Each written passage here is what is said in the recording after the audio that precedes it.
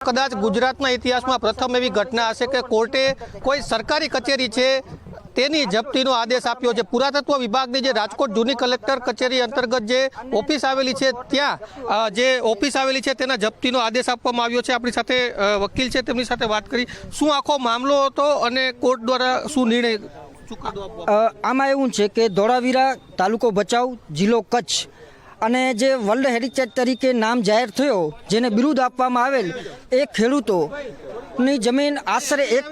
125 acre જેવી જમીન સંપાદન કરેલ છે અને જે તે વખતે સરકાર દ્વારા 0.64 પૈસાનો હુકમ થયેલ છે અને એ હુકમથી નારાજ થઈ અને ખેડૂતો નામદાર કોર્ટ ભચાઉ કોર્ટમાં કેસ દાખલ કરેલ અને એ ચાલતા કેસ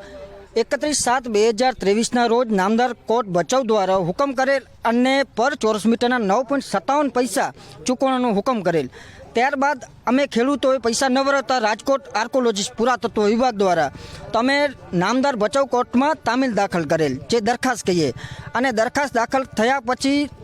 આ લોકો રાજકોટ આર્કોલોજીસ્ટ વિભાગે હાજર થયેલ અને તેમ છતાં પૈસા ન ભરતા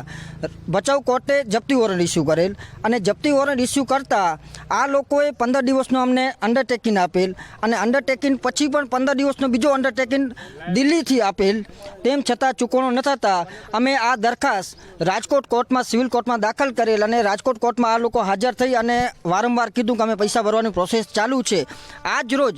જ્યારે પૈસા ન ભરતા નામદાર સિવિલ કોર્ટ રાજકોટ દ્વારા આ લોકો જે આર્કોલોજીસ્ટ પુરાતત્વ વિભાગનું વિરુદ્ધ જપ્તી વોરંટ ઇસ્યુ કરેલ છે અને આજ રોજ અમે હાજર થયેલ છે। અમે વકીલ અને અમારી સાથે જે ખેડૂતો છે હાજર થઈ અને જપ્તી વોરંટ ઇસ્યુ કરી અને જે રિકવરી કરવાની છે એમની ઓફિસમાં જે ફર્નિચર હશે તમામે તમામ ફર્નિચર આખી ઓફિસ અમે જપ્ત કરવા માટે આજે આવ્યા છીએ। નથી જમીન અમને આપી, નથી એની અમને કોઈ વળતર પૂરી આપી, બરોબર। તો હવે અમારી માગ તો એ જ છે